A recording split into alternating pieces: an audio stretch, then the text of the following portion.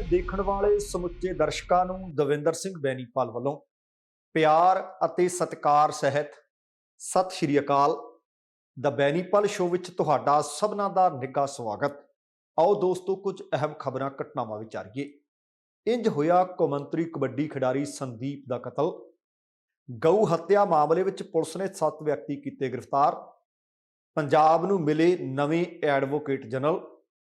ਭਗਵੰਤ ਮਾਨ ਦੇ ਸਹੁੰ ਚੁੱਕ ਸਮਾਗਮ ਵਿੱਚ ਨਹੀਂ ਜਾਣਗੀਆਂ ਸਰਕਾਰੀ ਬੱਸਾਂ। ਕੈਪਟਨ ਦੀ ਪਾਰਟੀ ਦੇ 28 ਵਿੱਚੋਂ 27 ਉਮੀਦਵਾਰਾਂ ਦੀਆਂ ਹੋਈਆਂ ਜ਼ਮਾਨਤਾਂ ਜ਼ਬਤ ਅਤੇ ਕਿਸਾਨ ਅੰਦੋਲਨ ਮੁੜ ਹੋਵੇਗਾ ਸ਼ੁਰੂ। 25 ਮਾਰਚ ਨੂੰ ਨਿਕਲੇਗਾ ਟਰੈਕਟਰ ਮਾਰਚ। ਦੋਸਤੋ, ਇਹ ਕੁਝ ਜਾਣਕਾਰੀਆਂ ਵਿਸਥਾਰ ਨਾਲ ਵਿਚਾਰਾਂਗੇ।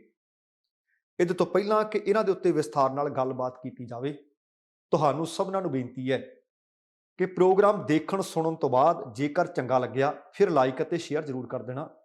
ਨਾਲ ਹੀ ਜੇਕਰ ਹਾਲੇ ਤੱਕ ਤੁਸੀਂ ਆਪਣੇ ਇਸ ਚੈਨਲ ਨੂੰ ਸਬਸਕ੍ਰਾਈਬ ਨਹੀਂ ਕੀਤਾ ਤਾਂ ਕਿਰਪਾ ਕਰਕੇ ਸਬਸਕ੍ਰਾਈਬ ਕਰਕੇ ਨੋਟੀਫਿਕੇਸ਼ਨ ਵਾਲੀ ਘੰਟੀ ਜ਼ਰੂਰ ਔਨ ਕਰ ਲੈਣੀ। ਤੁਹਾਡੇ ਦਿਲੋਂ ਧੰਨਵਾਦੀ ਹੋਵਾਂਗੇ। ਆਓ ਹੁਣ ਇਹਨਾਂ ਸਾਰੀਆਂ ਖਬਰਾਂ ਦੇ ਉੱਤੇ ਵਿਸਥਾਰ ਨਾਲ ਗੱਲਬਾਤ ਕਰੀਏ। ਸਭ ਤੋਂ ਵੱਡੀ ਅਤੇ ਮੰਦਭਾਗੀ ਖਬਰ ਕੱਲ ਸ਼ਾਮ ਦੇ ਤਕਰੀਬਨ 6:15 ਵਜੇ ਸੀ ਜਦੋਂ ਹਫੜਾ ਦਫੜੀ ਦਾ ਮਾਹੌਲ ਹੋਇਆ। ਕਬੱਡੀ ਟੂਰਨਾਮੈਂਟ ਦੇਖਣ ਵਾਸਤੇ ਵੱਡੀ ਗਿਣਤੀ ਵਿੱਚ ਦਰਸ਼ਕ ਪਹੁੰਚੇ ਹੋਏ ਸੀ। ਉਹਨਾਂ ਵਿੱਚੋਂ ਵੀ ਭੱਜ ਨੱਠ ਵਿੱਚ ਕਈਆਂ ਦੇ ਜ਼ਖਮੀ ਹੋਣ ਦੀਆਂ, ਫੱਟੜ ਹੋਣ ਦੀਆਂ ਖਬਰਾਂ ਨੇ। ਖਬਰ ਇਹ ਹੈ ਕਿ ਨਕੋਦਰ ਨੇੜੇ ਪੈਂਦਾ ਪਿੰਡ ਮੱਲੀਆਂ ਖੁਰਦ ਦੇ ਵਿੱਚ ਇੱਕ ਕਬੱਡੀ ਟੂਰਨਾਮੈਂਟ ਚੱਲ ਰਿਹਾ ਸੀ ਜਦ ਕੁਝ ਅਣਪਛਾਤੇ ਹਥਿਆਰਬੰਦ ਵਿਅਕਤੀ ਆਏ ਤੇ ਉਹਨਾਂ ਨੇ ਤਾਬੜਤੋੜ ਗੋਲੀਆਂ ਚਲਾਉਣੀਆਂ ਸ਼ੁਰੂ ਕਰ ਦਿੱਤੀਆਂ ਤੇ ਨਤੀਜਾ ਇਹ ਹੋਇਆ ਕਿ ਕੌਮਾਂਤਰੀ ਕਬੱਡੀ ਖਿਡਾਰੀ ਸੰਦੀਪ ਨੰਗਲ ਅੰਬੀਆਂ ਗੰਭੀਰ ਜ਼ਖਮੀ ਹੋ ਗਏ। ਉਹਨਾਂ ਨੂੰ ਤੁਰੰਤ ਛਾਬੜਾ ਹਸਪਤਾਲ ਨਕੋਦਰ ਦੇ ਵਿੱਚ ਲਿਜਾਇਆ ਗਿਆ ਤੇ ਜਿੱਥੇ ਉਹਨਾਂ ਦੀ ਮੌਤ ਹੋ ਗਈ।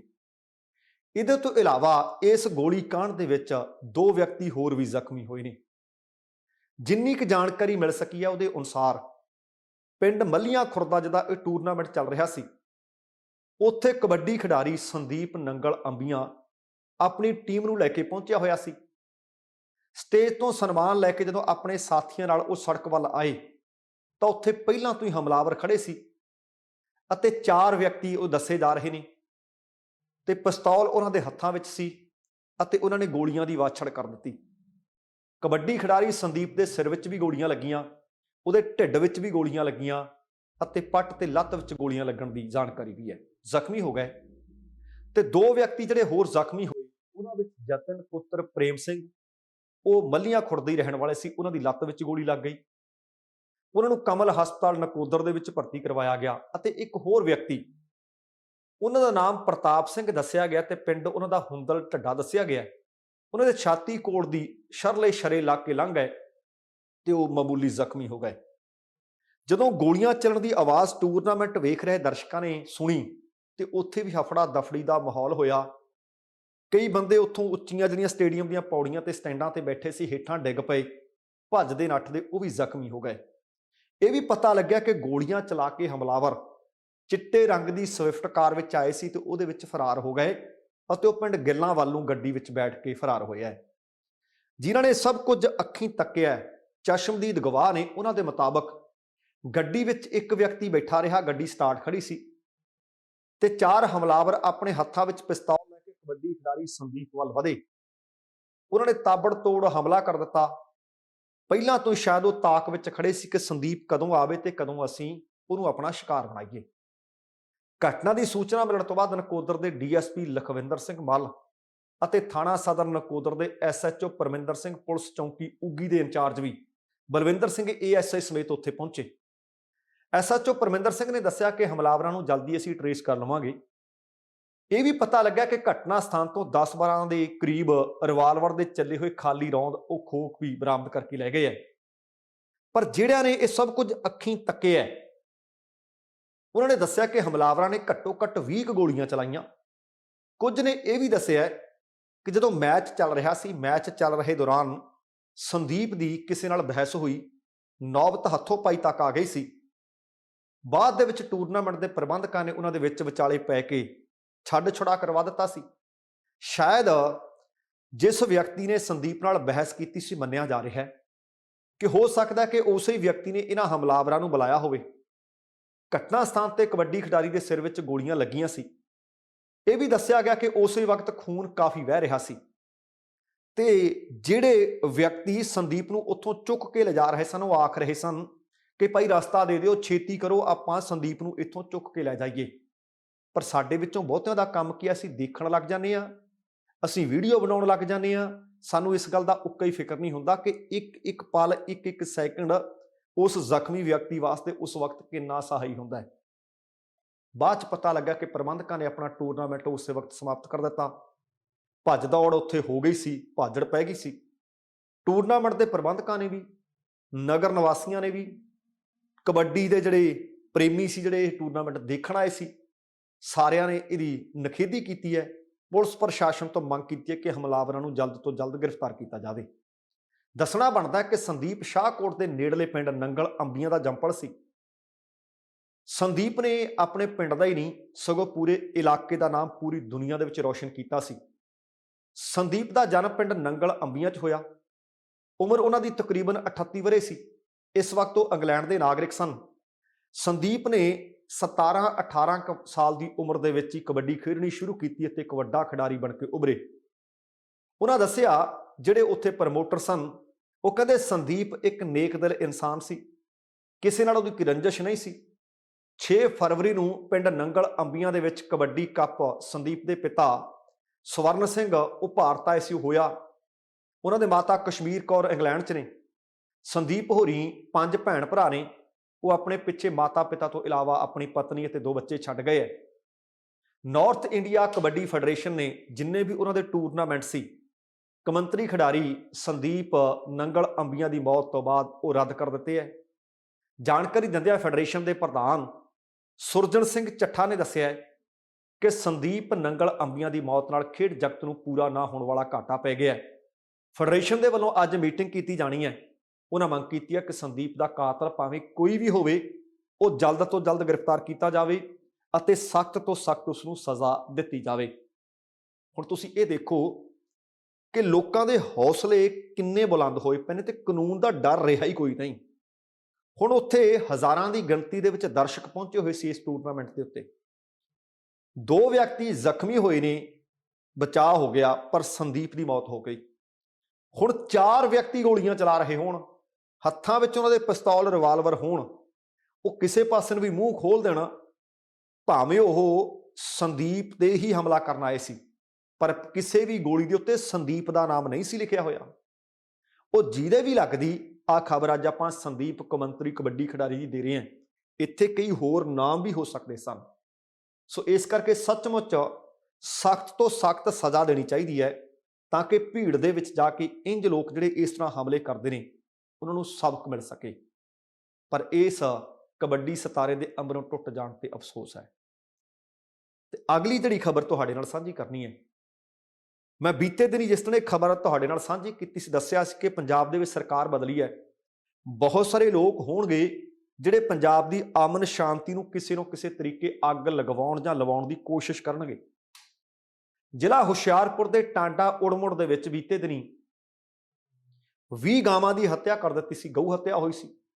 ਉਹਦੇ ਤੋਂ ਬਾਅਦ ਉਸੇ ਤਰ੍ਹਾਂ ਦੀ ਖਬਰ ਜਲੰਧਰ ਦੇ ਵਿੱਚੋਂ ਵੀ ਮਿਲੀ ਸੀ। ਪੰਜਾਬ ਦੇ ਮਨੋਨੀਤ ਮੁੱਖ ਮੰਤਰੀ ਹਲੇ ਸਹੁੰ ਚੁੱਕਣੀ ਹੈ, ਭਗਵੰਤ ਮਾਨ ਨੇ ਆਖਿਆ ਸੀ ਪੰਜਾਬ ਦੇ ਡੀਜੀਪੀ ਨੂੰ ਕਿ ਸਖਤ ਤੋਂ ਸਖਤ ਕਾਰਵਾਈ।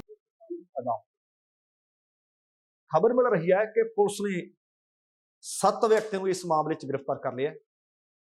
ਗ੍ਰਿਫਤਾਰ ਕੀਤੇ ਗਏ ਵਿਅਕਤੀ ਮਾਸ ਅਤੇ ਖਲ ਦੀ ਤਸਕਰੀ ਕਰਨ ਵਾਲੇ ਗਰੋਹ ਦੇ ਮੈਂਬਰ ਨੇ। ਪੁਲਿਸ ਇਹਨਾਂ ਦੋਸ਼ੀਆਂ ਤੋਂ ਇਸ ਵਕਤ ਪੁੱਛਗਿੱਛ ਕਰ ਰਹੀ ਹੈ ਅਤੇ ਜਿਹੜੇ ਪਹਿਲੇ ਕੁਝ ਦੋਸ਼ੀ ਫੜੇ ਸੀ, ਪੁੱਛਗਿੱਛ ਤੋਂ ਬਾਅਦ ਹੀ ਪਤਾ ਲੱਗਿਆ ਕਿ ਭਾਈ ਕੌਣ ਸੀ, ਇਹਨਾਂ ਨੇ ਕਿਉਂ ਕੀਤਾ। ਅਸਲ ਦੇ ਵਿੱਚ ਪੁਲਿਸ ਨੇ ਇਹ ਜਾਂਚ ਇੱਕ ਗੁਪਤ ਤਰੀਕੇ ਨਾਲ ਆਰੰਭ ਕਰ ਦਿੱਤੀ। ਸਭ ਤੋਂ ਪਹਿਲਾਂ 3 ਵਿਅਕਤੀ ਫੜੇ ਗਏ, ਜਿਨ੍ਹਾਂ ਵਿੱਚ ਸਾਵਣ ਪੁੱਤਰ ਹਰਜੀਤ ਨਿਵਾਸੀ ਕੋਟਲੀ ਸ਼ੇਖਾ ਜ਼ਿਲ੍ਹਾ ਜਲੰਧਰ, ਸਤਪਾਲ ਪੁੱਤਰ ਕੁਲਦੀਪ ਨਿਵਾਸੀ ਕੋਟਲਾ ਸ਼ੇਖਾ ਜ਼ਿਲ੍ਹਾ ਜਲੰਧਰ ਅਤੇ ਸੁਰਜੀਤ ਲਾਲ ਪੁੱਤਰ ਜਗਦੀਸ਼ ਨਿਵਾਸੀ ਜਾਫਲ ਚਿੰਗਾਰਨ, ਉਹ ਵੀ ਜਲੰਧਰ। ਇਹਨਾਂ 3 ਨੂੰ ਗ੍ਰਿਫਤਾਰ ਕੀਤਾ ਗਿਆ। ਇਹਨਾਂ 3 ਨੇ ਗਊ ਹੱਤਿਆ ਦੇ ਬਾਬਤ ਹੋਰ ਜਾਣਕਾਰੀ ਮੁਹੱਈਆ ਕਰਵਾਈ।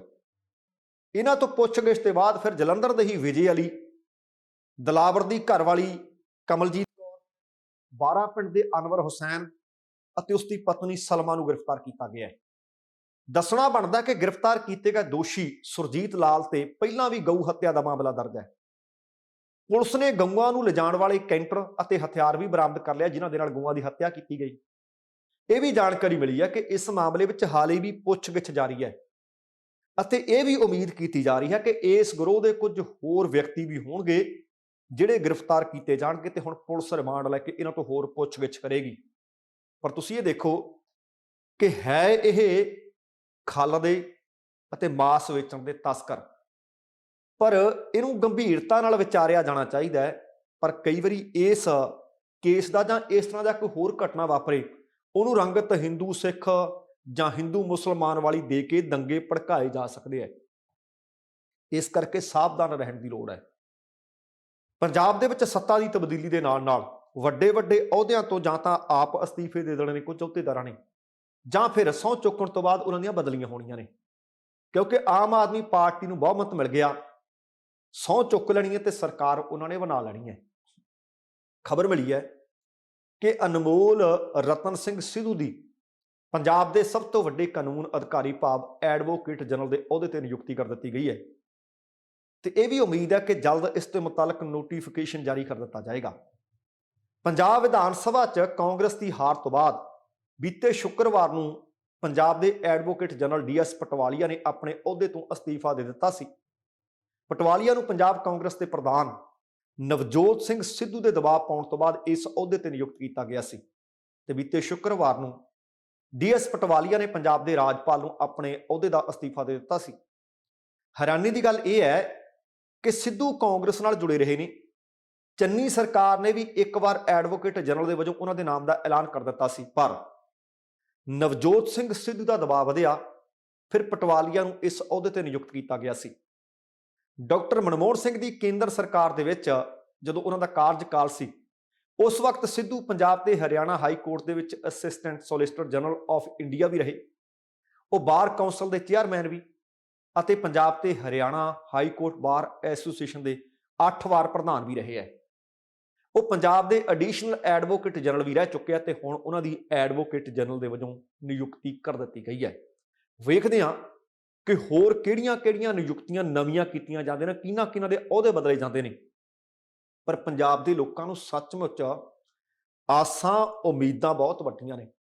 ਜਿੰਨੀਆਂ ਉਮੀਦਾਂ ਵੱਡੀਆਂ ਉਨੀਆਂ ਭਗਵੰਤ ਮਾਨ ਸਰਕਾਰ ਤੇ ਜ਼ਿੰਮੇਵਾਰੀਆਂ ਵੱਡੀਆਂ। ਪਰ ਮੈਂ ਰੋਜ਼ਾਨਾ ਹਰ ਇੱਕ ਪ੍ਰੋਗਰਾਮ 'ਚ ਕਹਿੰਦਾ ਕਿ ਇਹ ਜ਼ਿੰਮੇਵਾਰੀਆਂ ਦੇ ਉੱਤੇ ਤੁਸੀਂ ਵੀ ਆਪਣੀ ਬਣਦੀ ਜ਼ਿੰਮੇਵਾਰੀ ਨਿਭਾਉਣੀ ਹੈ ਤੇ ਬਾਜ਼ ਅੱਖ ਵੀ ਰੱਖਣੀ ਹੈ, ਕਿਉਂਕਿ 16 ਮਾਰਚ ਨੂੰ ਖਟਕੜ ਕਲਾਂ ਦੇ ਵਿੱਚ ਸਹੁੰ ਚੁੱਕ ਲੈਣੀ ਹੈ ਭਗਵੰਤ ਮਾਨ ਹੋਰਾਂ ਨੇ, ਮੁੱਖ ਮੰਤਰੀ ਦੀ।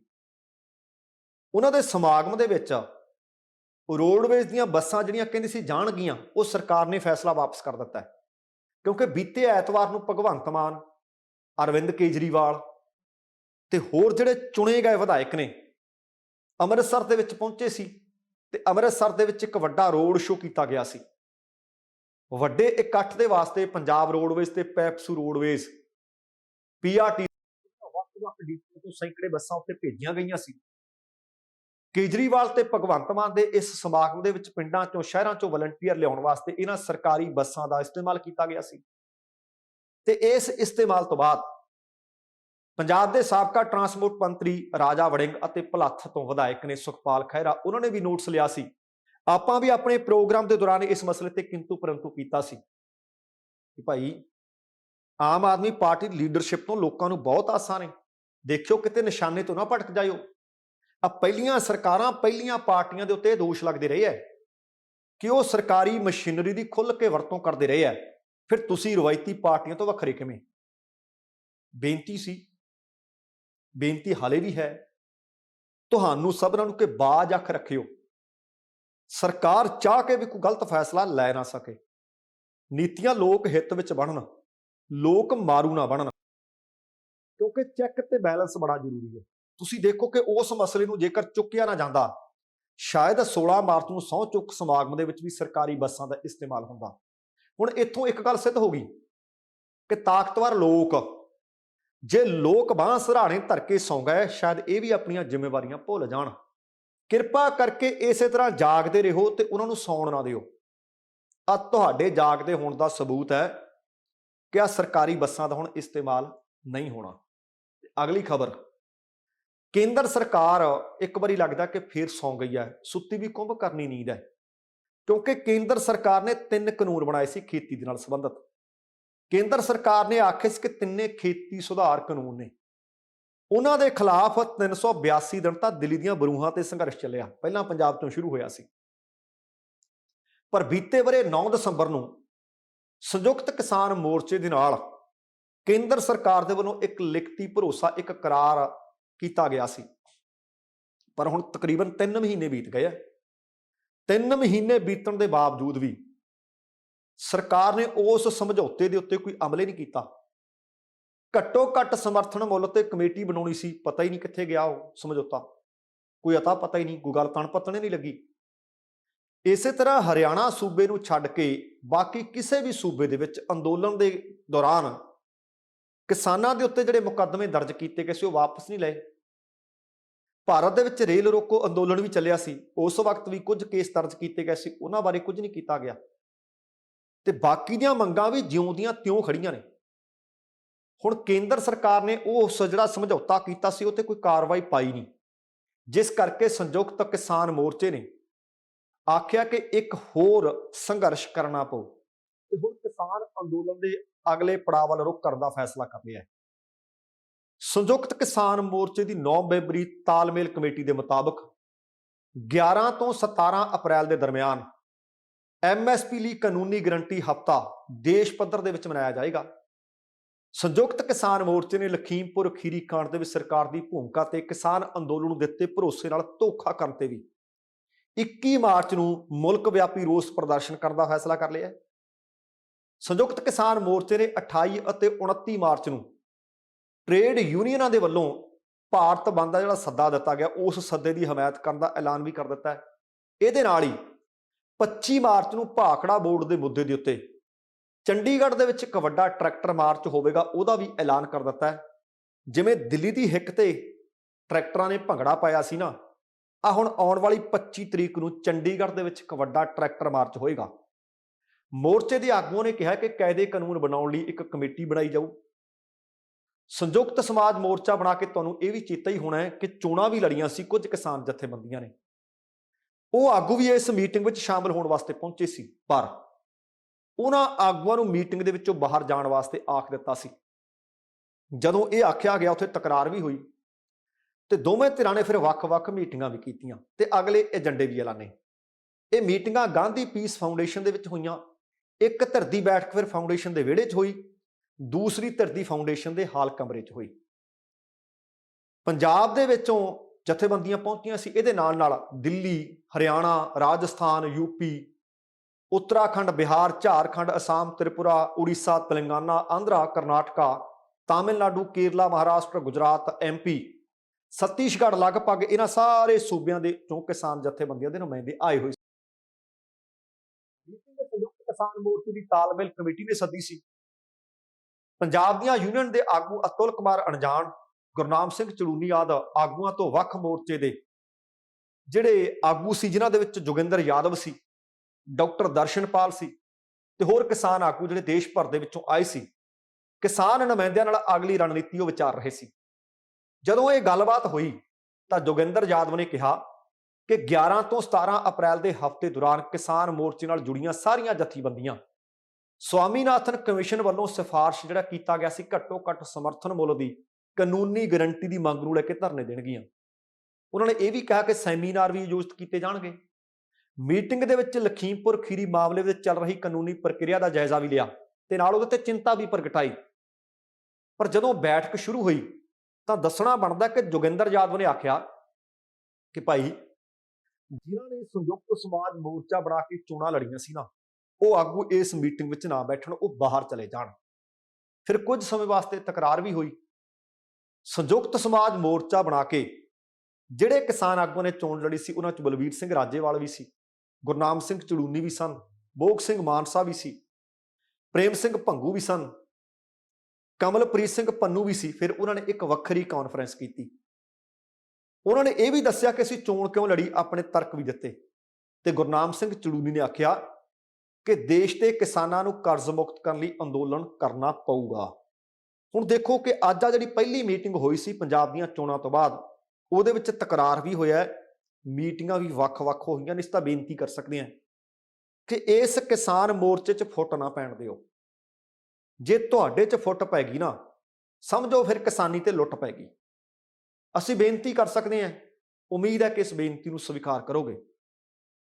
ਰੋਸੇ ਹੋ ਸਕਦੇ ਨੇ, ਗਿਲੇ ਹੋ ਸਕਦੇ ਨੇ, ਵਿਚਾਰਧਾਰਾਵਾਂ ਵੱਖਰੀਆਂ ਹੋ ਸਕਦੀਆਂ ਨੇ, ਪਰ ਮੈਂ ਇਹ ਦਾਅਵੇ ਨਾਲ ਆਖ ਸਕਦਾ ਪਹਿਲੀਆਂ ਵੀ ਜਿੰਨੀਆਂ ਕਿਸਾਨ ਜਥੇਬੰਦੀਆਂ ਸੰਯੁਕਤ ਕਿਸਾਨ ਮੋਰਚੇ ਦੇ ਬੈਨਰ ਹੇਠ ਸੰਘਰਸ਼ ਕਰ ਰਹੀਆਂ ਸੀ, ਵਿਚਾਰਧਾਰਾਵਾਂ ਉਹਨਾਂ ਦੀਆਂ ਵੀ ਵੱਖ-ਵੱਖ ਸੀ, ਪਰ ਏਜੰਡਾ ਸਾਂਝਾ ਸੀ, ਮੁੱਦਾ ਸਾਂਝਾ ਸੀ ਕਿ ਕਿਸਾਨੀ ਬਚਾਉਣੀ ਆ, ਕਿਸਾਨ ਬਚਾਉਣੇ ਨੇ, ਕਾਨੂੰਨ ਰੱਦ ਕਰਵਾਉਣੇ ਨੇ, MSP ਦੀ ਲਿਖਤੀ ਗਰੰਟੀ ਲੈਣੀ ਹੈ, ਆ ਜਿਹੜੇ ਪਰਚੇ ਮੁਕੱਦਮੇ ਹੋ ਗਏ ਇਹ ਰੱਦ ਕਰਵਾਉਣੇ ਨੇ। ਮੁੱਦਾ ਹੁਣ ਵੀ ਤੁਹਾਡਾ ਸਾਂਝਾ ਹੈ, ਇਹਨੂੰ ਠੰਡੇ ਮਤੇ ਨਾਲ ਵਿਚਾਰਿਓ ਜ਼ਰੂਰ। ਤੇ ਕੈਪਟਨ ਅਮਰਿੰਦਰ ਸਿੰਘ ਦੇ ਬਾਬਤ ਗੱਲਬਾਤ ਕਰੀਏ ਤੇ ਉਹਨਾਂ ਦੀ ਪਾਰਟੀ ਦੇ ਬਾਬਤ ਵੀ ਗੱਲਬਾਤ ਕਰੀਏ। ਸਾਬਕਾ ਮੁੱਖ ਮੰਤਰੀ ਕੈਪਟਨ ਅਮਰਿੰਦਰ ਸਿੰਘ ਬੁਰੀ ਤਰ੍ਹਾਂ ਹਾਰੇ ਹੈ, ਸ਼ਰਮਨਾਕ ਹਾਰ ਮਿਲੀ ਹੈ, ਸ਼ਾਇਦ ਕਦੇ ਸੋਚਿਆ ਨਹੀਂ ਸੀ ਹੋਣਾ। ਕਾਂਗਰਸ ਤੋਂ ਵੱਖ ਹੋਏ ਸੀ, ਨਵੀਂ ਪਾਰਟੀ ਬਣਾਈ ਸੀ, ਚੋਣ ਮੈਦਾਨ ਵਿੱਚ ਨਿਤਰੇ ਸੀ। ਹੁਣ ਉਹ ਇਸ ਹਾਰ ਦਾ, ਆਪਣੀ ਪਾਰਟੀ ਦੀ ਹਾਰ ਦੀ ਗੱਲ ਕਰੋ ਕੈਪਟਨ ਸਾਹਿਬ। ਕਾਂਗਰਸ ਹਾਰੀ ਹੈ ਜੀ ਗਾਂਧੀ ਪਰਿਵਾਰ ਕਰਕੇ, ਕਾਂਗਰਸ ਹਾਰੀ ਹੈ ਜੀ ਸਿੱਧੂ ਕਰਕੇ, ਕਾਂਗਰਸ ਹਾਰੀ ਹੈ ਜੀ ਚੰਨੀ ਕਰਕੇ। ਤੁਸੀਂ ਆਪਣੀ ਪਾਰਟੀ ਦਾ ਮੁਲਾਂਕਣ ਕਰੋ, ਉਹ ਵਿਰੋਧੀ ਪਾਰਟੀ ਹੈ ਤੁਹਾਡੀ। ਤੁਹਾਡਾ ਹੁਣ ਕਾਂਗਰਸ ਨਾਲ ਕੋਈ ਲੈਣ ਦੇਣ ਨਹੀਂ। ਜੇ ਇੰਨੀ ਕੁ ਜ਼ੁਰਤ ਰੱਖਦੇ ਹੋ ਤਾਂ ਆਪਣੀ ਘਰਵਾਲੀ ਤੋਂ ਅਸਤੀਫਾ ਦਿਵਾਓ, ਸਗਾਂ ਅਸਤੀਫਾ ਦਿਵਾਓ ਕਿ ਨਾ ਬਈ ਆਪਣਾ ਕਾਂਗਰਸ ਨਾਲ ਕੋਈ ਲੈਣ ਦੇਣ ਨਹੀਂ। ਮੈਨੂੰ ਲੱਗਦਾ ਕਾਂਗਰਸ ਪਾਰਟੀ ਵਿੱਚ ਵੀ ਉਣਤਾਈਆਂ ਨੇ। ਰਾਣਾ ਗੁਰਜੀਤ ਸਿੰਘ ਹੋਰੀ ਕਾਂਗਰਸ ਪਾਰਟੀ ਦੀ ਟਿਕਟ ਤੋਂ ਚੋਣ ਲੜ ਰਹੇ ਤੇ ਦੂਸਰੇ ਪਾਸੇ ਆਪਣੇ ਮੁੰਡੇ ਨੂੰ ਕਾਂਗਰਸ ਦੇ ਖਿਲਾਫ ਲੜਾਏ ਸੀ ਤੇ ਉਹ ਜਿੱਤੇ ਵੀ ਨੇ।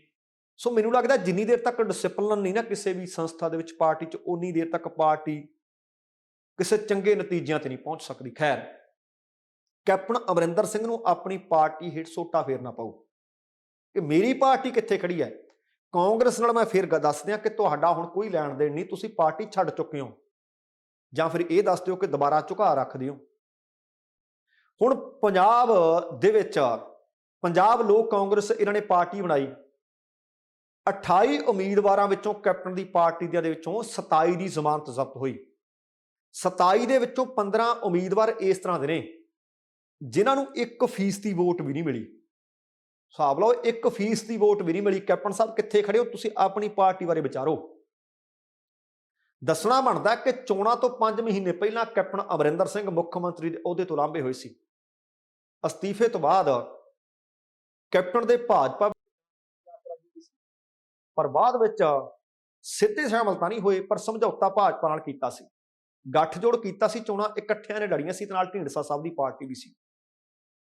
ਗੱਠਜੋੜ ਦੇ ਵਿੱਚ ਭਾਜਪਾ ਨੂੰ 65, ਕੈਪਟਨ ਦੀ PLC ਨੂੰ 37 ਅਤੇ ਸ਼੍ਰੋਮਣੀ ਅਕਾਲੀ ਦਲ ਸੰਯੁਕਤ ਨੂੰ 15 ਸੀਟਾਂ ਮਿਲੀਆਂ ਸੀ। ਪਰ ਬਾਅਦ ਦੇ ਵਿੱਚ 9 ਉਮੀਦਵਾਰਾਂ ਨੇ PLC ਦੀ ਟਿਕਟ ਤੇ ਚੋਣ ਲੜਨ ਤੋਂ ਇਨਕਾਰ ਕਰ ਦਿੱਤਾ ਸੀ। ਕਹਿੰਦੇ ਕਮਲ ਦੇ ਫੁੱਲ ਤੇ ਚੋਣ ਲੜਾਂਗੇ। ਇਸ ਕਾਰਨ ਕੈਪਟਨ ਦੀ ਪਾਰਟੀ ਸਿਰਫ 28 ਉਮੀਦਵਾਰ ਚੋਣ ਮੈਦਾਨ ਵਿੱਚ ਰੱਖ ਸਕੀ ਸੀ, ਜਿਨ੍ਹਾਂ ਨੇ ਖਿੱਦੋ ਖੂੰਡੀ ਖੇਡੀ ਸੀ। ਚੋਣ ਨਤੀਜਿਆਂ ਤੋਂ ਬਾਅਦ PLC ਦੇ 8 ਉਮੀਦਵਾਰ ਇਸ ਤਰ੍ਹਾਂ ਦੇ ਨੇ ਜਿਨ੍ਹਾਂ ਨੂੰ 1 ਤੋਂ 2% ਵੋਟਾਂ ਮਿਲੀਆਂ ਨੇ। 5 ਉਮੀਦਵਾਰ 2 ਤੋਂ ਵੱਧ ਵੋਟਾਂ ਪ੍ਰਾਪਤ ਕਰਨ ਵਿੱਚ ਕਾਮਯਾਬ ਹੋਏ ਨੇ। ਪਾਰਟੀ ਦੇ 6 ਉਮੀਦਵਾਰਾਂ ਨੂੰ 500 ਤੋਂ ਵੀ ਘੱਟ ਵੋਟਾਂ ਮਿਲੀਆਂ ਨੇ। ਇੰਨੀਆਂ ਵੋਟਾਂ ਤਾਂ ਸ਼ਾਇਦ ਬੰਦਾ ਆਜ਼ਾਦ ਖੜ ਜੇ ਉਹਨੂੰ ਮਿਲ ਜਾਣਗੀਆਂ। 5 ਉਮੀਦਵਾਰਾਂ ਨੂੰ 500 ਤੋਂ ਵੱਧ, 7 ਨੂੰ 1000 ਤੋਂ 1500 ਦੇ ਵਿਚਕਾਰ ਮਿਲੀਆਂ ਨੇ, 4 ਉਮੀਦਵਾਰਾਂ ਨੂੰ 2000 ਦੇ ਕਰੀਬ ਮਿਲੀਆਂ ਨੇ ਅਤੇ 6 ਉਮੀਦਵਾਰਾਂ ਨੂੰ 2000 ਤੋਂ ਵੱਧ ਵੋਟਾਂ ਮਿਲੀਆਂ ਨੇ। ਸਿਰਫ 4 ਉਮੀਦਵਾਰ ਨੇ ਜਿਨ੍ਹਾਂ ਨੂੰ 5000 ਅੰਕ ਮਿਲੇ ਨੇ, ਭਾਵ 5000 ਦੇ ਨੇੜੇ ਵੋਟਾਂ ਲੈ ਗਏ ਨੇ। ਪਟਿਆਲਾ ਸ਼ਹਿਰੀ ਤੋਂ ਕੈਪਟਨ ਅਮਰਿੰਦਰ ਸਿੰਘ ਨੂੰ ਤਕਰੀਬਨ 27.5%, ਮਲੋੜ ਤੋਂ ਕਰਨਵੀਰ ਸਿੰਘ ਜਿਹੜੇ ਉਮੀਦਵਾਰ ਸੀ ਇਹਨਾਂ ਦੇ, ਉਹਨਾਂ ਨੂੰ 0.84%, ਨਿਹਾਲ ਸਿੰਘ ਵਾਲਾ ਤੋਂ ਮੁਖਤਿਆਰ ਸਿੰਘ ਇਹਨਾਂ ਦੀ ਪਾਰਟੀ ਦੇ ਉਮੀਦਵਾਰ ਸੀ, ਉਹਨਾਂ ਨੂੰ 0.81%, ਕੋਟ ਕਪੀਰਾ ਤੋਂ ਦੁਰਗੇਸ਼ ਕੁਮਾਰ ਨੂੰ 0.85%, ਰਾਮਪੁਰਾ ਫੂਲ ਤੋਂ ਅਮਰਜੀਤ ਸ਼ਰਮਾ ਨੂੰ 0.25%, ਦਾਖਾ ਤੋਂ ਦਮਨਜੀਤ ਸਿੰਘ ਮੋਹੀ ਨੂੰ ਤਕਰੀਬਨ 0.5%, ਫਿਰੋਜ਼ਪੁਰ ਦਿਹਾਤੀ ਤੋਂ ਜਸਵਿੰਦਰ ਸਿੰਘ ਨੂੰ 0.5%, ਧਰਮਕੋਟ ਤੋਂ ਰਵਿੰਦਰ ਗਰੇਵਾਲ ਨੂੰ ਵੀ ਤਕਰੀਬਨ 0.5%, ਭਦੌੜ ਤੋਂ ਧਰਮ ਸਿੰਘ ਫੌਜੀ ਨੂੰ ਬਹੁਤ ਘੱਟ ਵੋਟਾਂ ਪਈਆਂ ਨੇ, ਬਹੁਤ ਘੱਟ ਵੋਟਾਂ ਪਈਆਂ ਨੇ। ਮੈਂ ਕਹਿੰਦਾ ਨਾ ਮਾਤਰੀ ਪਈਆਂ ਨੇ। इस तरह बठिंडा देहाती तो ਜਿਹੜੇ ਸਵੇਰਾ ਸਿੰਘ ਖੜੇ ਸੀ ਉਹਨਾਂ ਨੂੰ 0.48%, ਬਠਿੰਡਾ ਦਿਹਾਤੀ ਤੋਂ ਜਸਕਰਨ ਨੂੰ 0.32%, ਅਜਨਾਲਾ ਤੋਂ ਸੁਰਜੀਤ ਸਿੰਘ ਨੂੰ 0.37%, ਜੰਡਿਆਲਾ ਤੋਂ ਗਗਨਦੀਪ ਸਿੰਘ ਏਆਰ ਨੂੰ 0.4%, ਫਤਿਹਗੜ੍ਹ ਚੂੜੀਆਂ ਤੋਂ ਤਜਿੰਦਰ ਰੰਧਾਵਾ ਨੂੰ 0.32%, ਗਿੱਦੜਬਾਹਾ ਤੋਂ ਓਮ ਪ੍ਰਕਾਸ਼ ਨੂੰ 0.27%, ਮਲੇਰਕੋਟਲਾ ਤੋਂ ਫਰਜ਼ਾਨਾ ਆਲਮ ਨੂੰ 0.17%, ਪਟਿਆਲਾ ਦਿਹਾਤੀ ਤੋਂ ਸੰਜੀਵ ਸ਼ਰਮਾ ਨੂੰ 0.28% ਵੋਟਾਂ ਮਿਲੀਆਂ ਨੇ। ਸਨੌਰ ਤੋਂ ਬਿਕਰਮਜੀਤ ਇੰਦਰ ਸਿੰਘ ਚਾਹਲ ਉਹਨਾਂ ਨੂੰ 5.59%, ਸਮਾਣਾ ਤੋਂ ਸੁਰਿੰਦਰ ਸਿੰਘ ਖੇੜਕੀ ਨੂੰ ਤਕਰੀਬਨ 3.5%, ਸ਼ਤਰਾਣਾ ਤੋਂ ਨਰੈਣ ਸਿੰਘ ਨੂੰ ਤਕਰੀਬਨ 2.25%, ਨਕੋਦਰ ਤੋਂ ਅਜੀਤਪਾਲ ਸਿੰਘ ਨੂੰ ਤਕਰੀਬਨ 1.5%, ਬੁਢਲਾਡਾ ਤੋਂ ਸੂਬੇਦਾਰ ਭੋਲਾ ਸਿੰਘ ਨੇ 0.1 ਤੋਂ ਥੋੜ੍ਹੀਆਂ ਜਿਹੀਆਂ ਵੱਧ ਵੋਟਾਂ ਲਈਆਂ ਨੇ। ਮਾਨਸਾ ਤੋਂ ਜੀਵਨ ਦਾਸ ਨੇ 1%, ਬਸੀ ਪਠਾਣਾ ਤੋਂ ਦੀਪਕ ਨੇ ਲਗਭਗ 7.5% ਵੋਟਾਂ ਪ੍ਰਾਪਤ ਕੀਤੀਆਂ। ਅੰਮ੍ਰਿਤਸਰ ਦੱਖਣੀ ਤੋਂ ਹਰਜਿੰਦਰ ਸਿੰਘ ਠੇਕੇਦਾਰ ਨੂੰ ਤਕਰੀਬਨ 1.5%, ਆਦਮਪੁਰ ਤੋਂ ਜਗਦੀਸ਼ ਕੁਮਾਰ ਜਸਵਾਲ ਨੂੰ ਲਗਭਗ 1.25% ਦੇ ਨੇੜੇ ਤੇੜੇ, ਅਮਰਗੜ੍ਹ ਤੋਂ ਸਰਦਾਰ ਅਲੀ ਨੂੰ 1%, ਭੁਲੱਥ ਤੋਂ ਅਮਨਦੀਪ ਸਿੰਘ ਗੋਰਾ ਗਿੱਲ ਨੂੰ 1.32% ਅਤੇ ਮਲੋੜ ਤੋਂ ਕਰਨਵੀਰ ਸਿੰਘ ਨੂੰ ਤਕਰੀਬਨ 0.84% ਵੋਟਾਂ ਮਿਲੀਆਂ ਨੇ। ਹੁਣ ਆਹ ਪੂਰੇ ਦਾ ਪੂਰਾ ਲੇਖਾ ਜੋਖਾ ਕੈਪਟਨ ਅਮਰਿੰਦਰ ਸਿੰਘ ਦੀ ਪਾਰਟੀ ਦਾ, ਤੇ ਕੈਪਟਨ ਅਮਰਿੰਦਰ ਸਿੰਘ ਆਪਣੀ ਪਾਰਟੀ ਦਾ ਲੇਖਾ ਜੋਖਾ ਤਾਂ ਕਿਤੇ ਨਹੀਂ ਕਰ ਰਹੇ ਜੀ। ਚੰਨੀ ਕਰਕੇ ਹਾਰ ਗਏ, ਸਿੱਧੂ ਕਰਕੇ ਹਾਰ ਗਏ, ਰਾਹੁਲ ਕਰਕੇ ਹਾਰ ਗਏ, ਗਾਂਧੀ ਤੁਸੀਂ ਆਪਣੀ ਪਾਰਟੀ ਬਾਰੇ ਦੱਸੋ ਕਿ ਤੁਹਾਡੀ ਪਾਰਟੀ ਦਾ ਆਹ ਹਾਲ ਕਿਉਂ ਹੋਇਆ ਹੈ। ਪਰ ਇਹ ਸਾਰੇ ਜਿਹੜੇ ਹਾਰੇ ਨੇ, ਭਾਵੇਂ ਸਾਰੇ ਜਿੱਤੇ ਨੇ, ਇਹ ਪੰਜਾਬ ਦੇ ਲੋਕਾਂ ਦਾ ਫੈਸਲਾ ਹੈ, ਉਹਨੂੰ ਹਜ਼ਮ ਕਰਨਾ ਸਿੱਖੋ। ਕੱਟੇ ਦਾਨ ਕਰਕੇ ਵੋਟਾਂ ਨਹੀਂ ਮਿਲਦੀਆਂ। ਕੈਪਟਨ ਅਮਰਿੰਦਰ ਸਿੰਘ ਜੀ ਚੰਗਾ ਹੁੰਦਾ 2017 ਚ ਕੀਤੇ ਵਾਅਦਿਆਂ ਨੂੰ ਨਿਭਾਉਂਦੇ ਤੇ 2017 ਚ ਆਖੇ ਬੋਲ ਪਗਾਉਂਦੇ ਕਿ ਮੇਰੀ ਆਖਰੀ ਚੋਣ ਹੈ। ਅੱਜ ਸ਼ਾਨ ਨਾਲ ਜੇ ਤੁਸੀਂ ਇਹ ਵੀ ਕਹਿੰਦੇ ਨਾ ਕਿ ਗਾਂਧੀ ਪਰਿਵਾਰ ਕਰਕੇ ਹਾਰ ਗਿਆ, ਅਸੀਂ ਕਹਿਣਾ ਸੀ ਕਿ ਗਾਂਧੀ ਪਰਿਵਾਰ ਕਰਕੇ ਹਾਰ ਹੋਈ ਹੈ ਤੇ 2017 ਚ ਕੈਪਟਨ ਕਰਕੇ ਜਿੱਤ ਹੋਈ ਸੀ। ਪਰ ਅੱਜ ਤੁਸੀਂ ਆਪਣਾ ਜਲੂਸ ਆਪ ਕੱਢ ਲਿਆ। ਇਸ ਤਰ੍ਹਾਂ ਕੈਪਟਨ ਅਮਰਿੰਦਰ ਸਿੰਘ ਵਾਂਗ ਹੀ ਸਾਬਕਾ ਮੁੱਖ ਮੰਤਰੀ ਪ੍ਰਕਾਸ਼ ਸਿੰਘ ਬਾਦਲ ਵੀ ਜੇਤੂ ਸੀ, ਜੇਤੂ ਰੱਥ ਤੇ ਅਸਵਾਰ ਰਹਿੰਦੇ ਤਾਂ ਚੰਗਾ ਸੀ। ਪਰ ਆਹ ਜ਼ਿੰਦਗੀ ਦੇ ਵਿੱਚ ਤਕਰੀਬਨ ਜਿਹੜੀ ਆਖਰੀ ਚੋਣ ਤੇ ਆਖਰੀ ਹਾਰ ਜ਼ਿੰਦਗੀ ਪਰ ਪੱਥਰ ਵਾਂਗ ਸੀਨੇ ਤੇ ਪਈ ਰਹੀ। ਸੋ ਦੋਸਤੋ, ਇਹ ਸੀ ਅੱਜ ਦੇ ਪ੍ਰੋਗਰਾਮ ਦੇ ਵਿੱਚ ਕੁਝ ਖਬਰਾਂ ਤੇ ਉਹਨਾਂ ਦਾ ਵਿਸ਼ਲੇਸ਼ਣ। ਉਮੀਦ ਕਰ ਰਹੇ ਹਾਂ ਤੁਹਾਨੂੰ ਪ੍ਰੋਗਰਾਮ ਚੰਗਾ ਲੱਗਿਆ ਹੋਵੇਗਾ। ਜੇਕਰ ਪ੍ਰੋਗਰਾਮ ਚੰਗਾ ਲੱਗਿਆ, ਕਿਰਪਾ ਕਰਕੇ ਲਾਈਕ ਤੇ ਸ਼ੇਅਰ ਜ਼ਰੂਰ ਕਰ ਦੇਣਾ, ਤੇ ਜੇਕਰ ਹਾਲੇ ਤੱਕ ਤੁਸੀਂ ਆਪਣੇ ਇਸ ਚੈਨਲ ਨੂੰ ਸਬਸਕ੍ਰਾਈਬ ਨਹੀਂ ਕੀਤਾ ਤਾਂ ਕਿਰਪਾ ਕਰਕੇ ਸਬਸਕ੍ਰਾਈਬ ਕਰਕੇ ਨੋਟੀਫਿਕੇਸ਼ਨ ਵਾਲੀ ਘੰਟੀ ਜ਼ਰੂਰ ਔਨ ਕਰ ਲੈਣੀ। ਤੁਹਾਡੇ ਦਿਲੋਂ ਧੰਨਵਾਦੀ ਹੋਵਾਂਗੇ। ਹੁਣ ਸਮਾਂ ਸਮਾਪਤ ਹੈ। ਜਾਣ ਤੋਂ ਪਹਿਲਾਂ ਕਹਾਂਗਾ, ਜ਼ਿੰਦਗੀ ਜਿੰਦਾਦਲੀ ਦਾ ਨਾਮ ਹੈ। ਦਵਿੰਦਰ ਸਿੰਘ ਬੈਣੀਪਾਲ ਨੂੰ ਆਗਿਆ ਦਿਓ। ਸਤਿ ਸ਼੍ਰੀ ਅਕਾਲ ਤੇ ਰੱਬ ਰਾਖਾ।